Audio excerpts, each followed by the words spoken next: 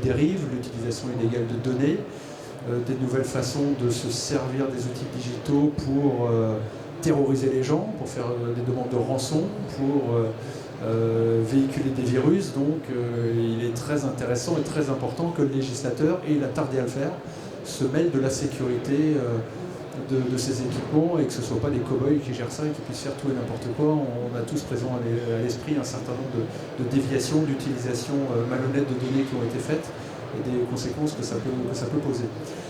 Donc s'agissant du BIOD, encore une fois, c'est mon terminal, j'en fais ce que je veux, je peux télécharger tout ce que je veux, plein de bêtises, plein de saletés, et plein de jeux un petit peu rigolos, je vais absolument les télécharger, donc je scroll, je regarde pas les conditions générales et j'accepte.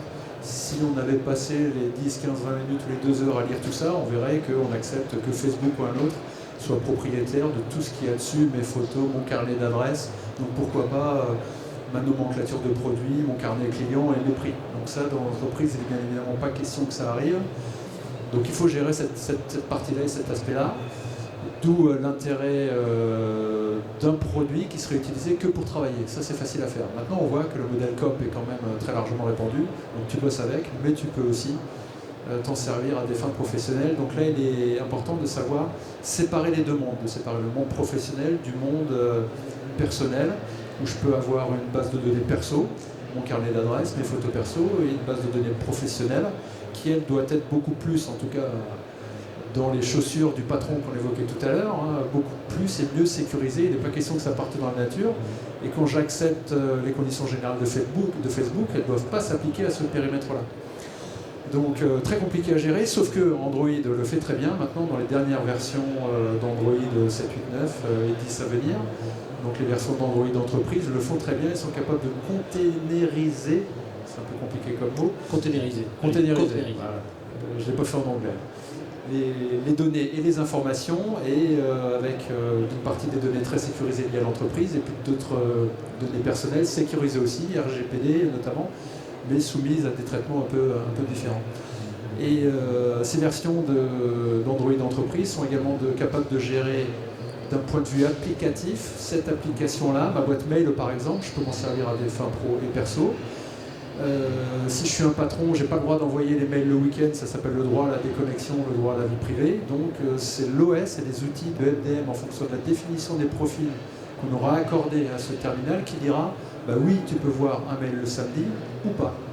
Tu pourras voir tes mails perso mais pas tes mails pro, tu pourras recevoir des appels téléphoniques ou pas le week-end, des SMS ou pas le week-end, voire interdire complètement certains accès le week-end s'ils sont purement professionnels.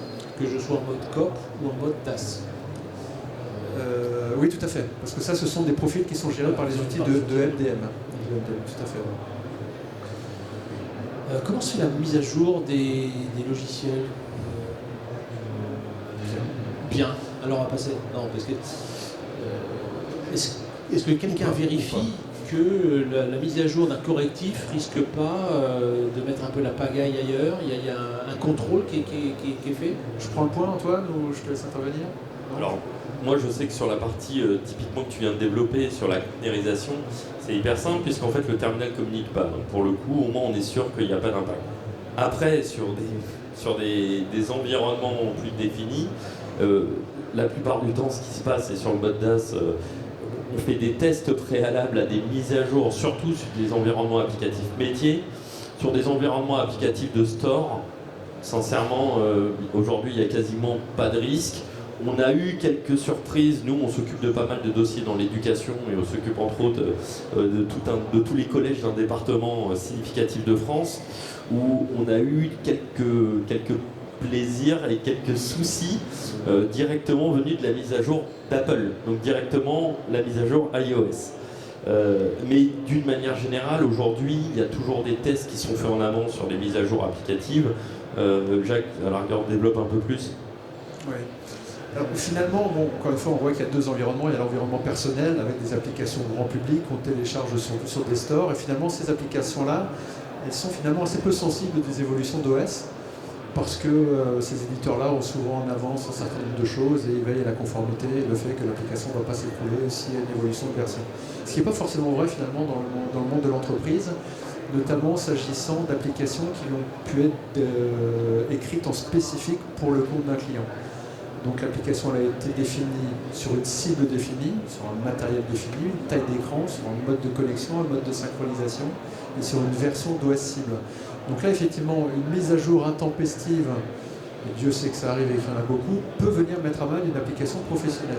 Donc Candy Crush va très bien marcher, par contre mon application de prise de commande elle va plus bien se comporter. C'est malo.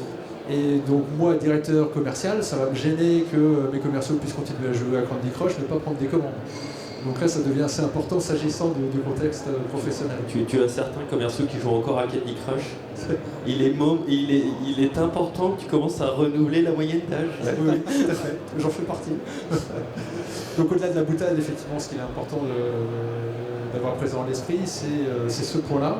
Et donc il faut être capable, là encore une fois, les outils d'MDM, EMM et UM le permettent, de bloquer les mises à jour et de dire, les mises à jour, plutôt qu'elles se fassent de manière intempestive quand je rallume le matin mon smartphone, c'est qu'il y ait quelqu'un, ou au niveau du prestataire de service, ou au niveau de l'entreprise, si je suis en mode COP, qui dit, bon ben, cette nuit il y a une telle version, je la coche ou pas, et je l'active ou non, et si je l'active, ce serait peut-être bien que je fasse quelques tests préalablement. On va parler un petit peu d'exemples clients, parce que parlons concret. Antoine, quelques exemples de réalisation particulièrement réussies. Il n'y a que des déploiements réussis. Il y en a aussi des plus difficiles, des réussites plus difficiles que d'autres. On en parlera peut-être un petit peu tout à l'heure, parce qu'il y a des pièges dans lesquels il faut appuyer. Restons positifs, les déploiements réussis.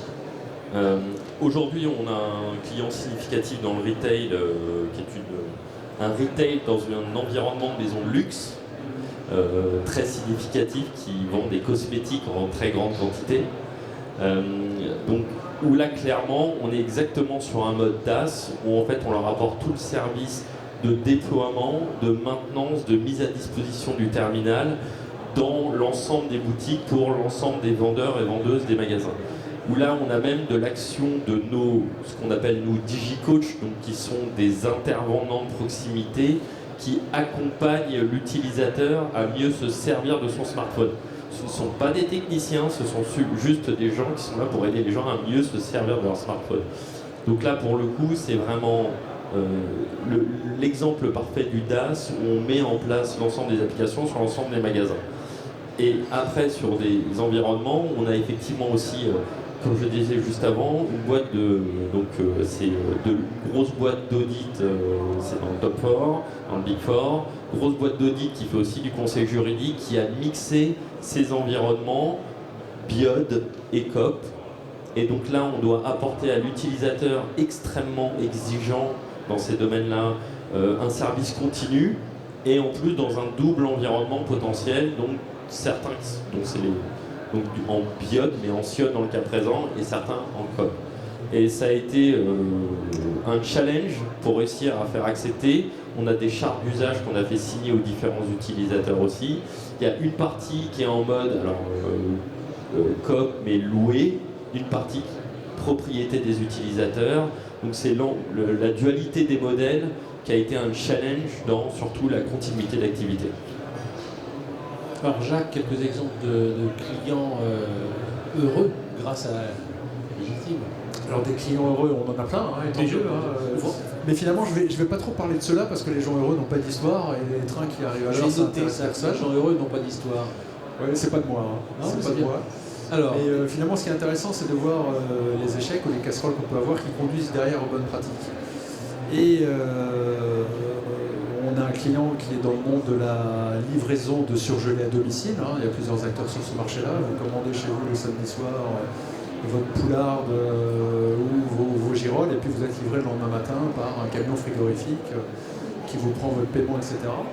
Donc là, on est chez ce client-là depuis quelques années sur une prestation de ce type extrêmement packagée avec un engagement de résultat sur l'ensemble du périmètre matériel, logiciel, MDM, et tout se passe très bien dans le meilleur des mondes. Mais si on en est arrivé à cela, avec des coûts faciaux forcément plus importants que simplement d'acheter un terminal, si on en est arrivé là, c'est parce que ça faisait suite à une première expérience douloureuse où ils étaient en mode CIOD, où ils étaient partis sur un modèle Nokia, Windows, je ne sais plus quoi, et puis un smartphone grand public, ok, tout va bien, 600 personnes à équiper, Bon, on commence le 1er janvier. Sur 600 chauffeurs-livreurs, il y en a toujours un ou deux qui sont un peu plus maladroits. Donc au bout d'une semaine, 10 jours, ils ont réussi à le casser. Puisque ça casse. Quand ça tombe en sortant du camion, je prends ma veste, le smartphone il vole, ça casse. Bon, Roger était pénible, tiens, un nouveau terminal. Une semaine après ça va, 15 jours après ça va, 3 mois, 6 mois. Et puis au bout de 6 mois, bon, Noël arrive, donc les nouveaux terminaux chez Nokia, bon, c'est plus le modèle là. Bon, alors on prend le nouveau modèle qui s'appelle plus 41 ou 42 et là ça marche plus parce que l'application était conçue sur cette plateforme. Donc l'informatique, il se dit quoi, je vais quand même pas redévelopper mon application, des drivers spécifiques juste pour ce terminal. Moi je redéveloppe rien, débrouillez-vous. Donc on avait le TI qui passait ses journées sur Le Bon Coin, je vous jure c'est vrai, sur Le Bon Coin pour essayer de trouver les gens qui vendaient leur vieux Nokia 41 parce qu'ils voulaient rester là-dedans, quoi. Et là c'est intéressant parce qu'un smartphone par définition c'est un jouet, et là on ne veut pas jouer, on veut travailler. Et le grand jeu des constructeurs de smartphones, c'est de vous faire rêver, on va y arriver là en octobre avec le dernier 10, 11, 12 qui va sortir. Pourquoi en octobre? Parce qu'il y a Noël qui arrive et sous le sapin on aura tous notre nouveau smartphone sexy à 1000, 1500 €, etc. On sera très content. Et au bout de 10 mois la batterie sera morte et dans un an on aura le suivant. S'agissant d'un projet professionnel, on n'est pas sur ces cycles courts là, on est sur des cycles de 3, 4, 5 ans, 6 ans. Et un projet professionnel doit vivre ce temps-là. Donc faire vivre à partir de la partie émergée de l'iceberg un projet sur quelque chose qui a été conçu, et je ne vous parle même pas d'obsolescence programmée, et du fait qu'on ne puisse pas changer les batteries sur un terminal qui est prévu pour vivre 1 an ou 2, on ne peut qu'aller dans le mur. Donc l'expérience heureuse, j'aurais pu vous parler de ce qu'on fait avec ce client-là depuis 2 ans où tout se passe bien, mais finalement ce qu'il faut retenir, c'est l'erreur qui a été faite avant, et de penser, quand on est dans sa tour d'ivoire, quand on est un DI, un DAF, un DG, moi j'ai un smartphone, ça passe très bien, je vais livrer mes clients avec ça, puisque je fais plein de trucs avec ça. Sauf qu'il y a d'autres contraintes qui s'appliquent. Quand je suis sur le terrain, et là ça devient assez folklorique, quand on voit parfois la façon dont sont utilisés les terminaux, folklorique non pas parce que les gens s'en servent pas bien, mais les contraintes qui s'appliquent à eux sont extrêmement fortes et ont des impacts sur la capacité à pouvoir longtemps livrer ses produits ou faire du commerce. Alors vous avez parlé de Roger qui a cassé son smartphone. C'est toujours lui. Et c'est pas la première fois d'ailleurs, puisqu'on en parlait. Ça m'amène une question sur la gestion du changement, sur l'adoption des utilisateurs. C'est quand même une rupture d'usage assez importante, ce genre de plateforme.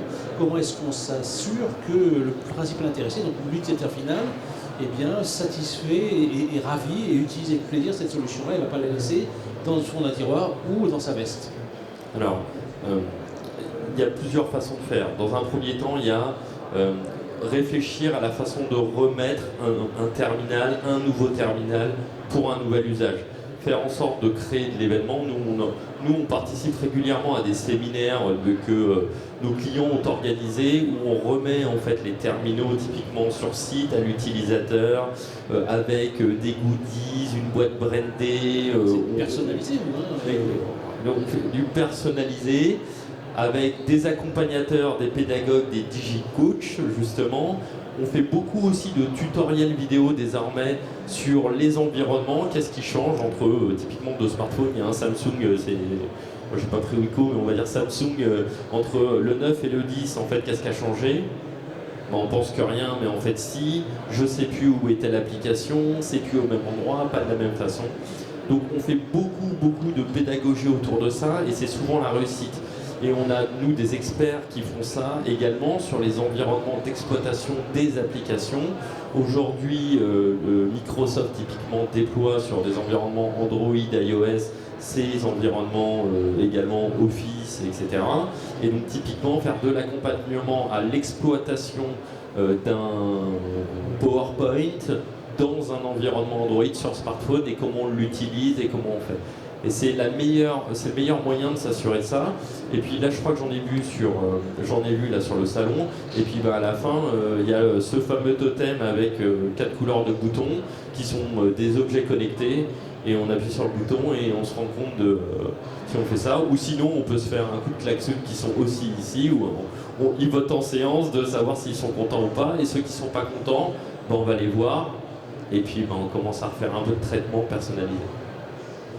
Alors pareil, je ne sais pas si c'est type coach, mais comment est-ce que vous faites l'accompagnement au changement de vos clients?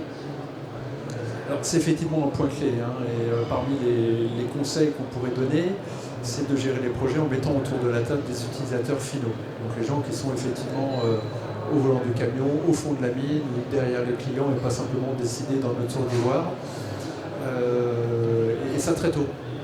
Très tôt dans le projet pour comprendre comment c'est utilisé.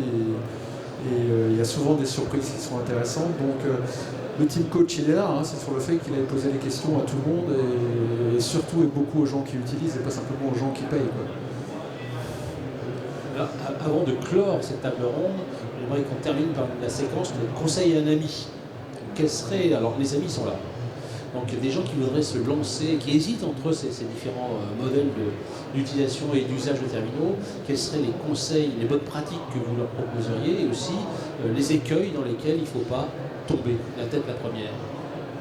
Je commence. Allez. Alors, j'ai combien de temps? J'ai 4 heures? Non, pas vraiment, 2 minutes 30. 2 minutes, ok. Alors, retenir peut-être 2 choses très importantes qu'on a un peu déjà évoquées tout à l'heure, c'est s'intéresser à la notion de TCO, de coût total de possession. L'écueil classique, c'est de dire, je mets en concurrence, je reçois 3 offreurs, il y en a un qui vend un terminal à 700 €, l'autre à 650, le dernier à 600, et je pense celui qui est à 600.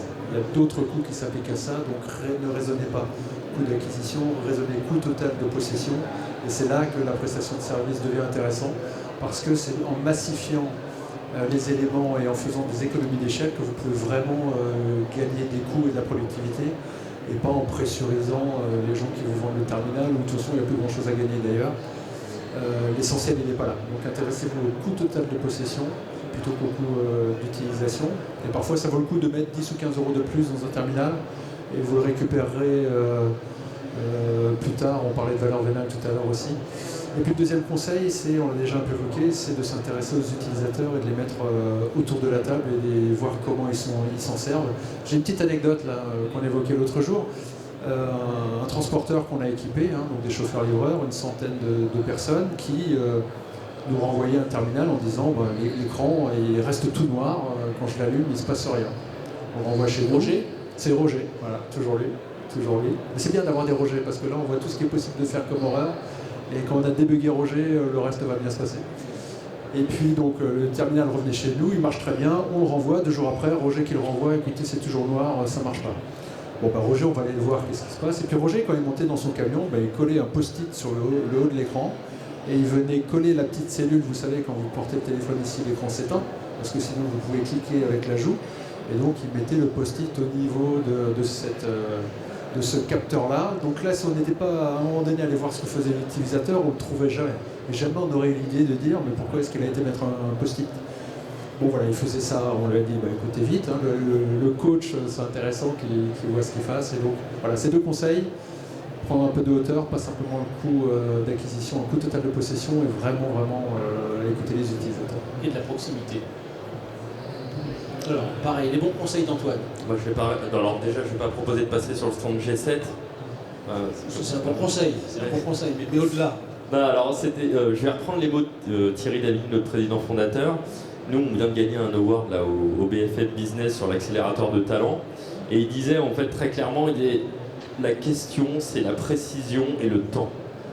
Le meilleur conseil que je puisse donner aux gens, c'est de bien se rendre compte qu'on ne passe pas une commande chez un opérateur maintenant désormais, c'est fini ce temps-là, et qu'il faut bien prendre en considération le temps nécessaire pour identifier l'ensemble des environnements d'usage, les socles applicatifs nécessaires, les environnements de sécurité, et que tout ça, ça prend du temps, et il ne faut pas penser qu'entre le moment où on commence à réfléchir et le moment où on va mettre en œuvre et qu'il y a une décision qui est prise, il faut prendre le temps et être précis dans ce qu'on veut, parce que c'est le meilleur moyen de s'assurer que dans le delivery, tout va bien se passer et que les utilisateurs vont être satisfaits. Donc, c'est pas en 1 mois et demi, on n'attend pas de se dire, et on se dit pas, une fois que j'ai choisi mon prestataire, mes environnements, 2 semaines plus tard, de toute façon, c'est fait. Non, ça prend du temps, c'est du métier, et pour son métier, il ne faut pas se dire que les choses vont être faites en 3 secondes. Précision et patience, c'est les 2 choses que je pourrais. Quelle belle conclusion. Le moment est venu de passer la parole à la salle et donc de pouvoir enfin vous exprimer pour poser les questions qui vous brûlent les lèvres. Et je sais qu'il y en a beaucoup. Je sens partagé entre la timidité et la curiosité. Hein. Alors comme c'est toujours la première question qui est la plus difficile, on peut passer directement à la deuxième. J'adore cette vanne. Ouais, J'adore cette vanne. Comme tu la faisais pas, je l'ai faite avant. Donc la deuxième question. Alors là, c'est Team Code, timidité, non ou quoi là, bah non. Je ne sais pas, je sais pas. Alors sur quel stand est-ce qu'on peut vous retrouver, messieurs? G7. Voilà, au G7. G7. Voilà, Bien. on vise mondial. Alors moi je sais plus comment à la bataille navale, je sais plus sur quelle case on est, mais on est près du bar. Par là-bas au fond, là, oui, donc c'est un bon point. Hein. J'avais réservé l'emplacement il y a déjà 2 ans et demi, hein, parce que sachez que c'est un bon point, à la fois pour nous et puis pour vous. Comme ça. C'est possible, ouais. Voilà. Donc effectivement, venez nous voir, et puis comme je vous le disais, ce type de projet, ça nécessite de se mettre autour d'une table et de comprendre vos attentes, la typologie des usages. On est là pour ça, j'ai une grande partie des équipes commerciales qui sont ici. Notamment notre directeur d'agence Marco Ferreira qui est là dans la salle. Marco, si je vous écoute. Voilà. Et donc au plaisir de poursuivre ces échanges avec vous quelques mètres plus loin. Mille merci Jacques, mille merci Antoine. Excellent salon et puis je vous engage à aller les voir pour poser enfin vos questions sans timidité. Merci à toi.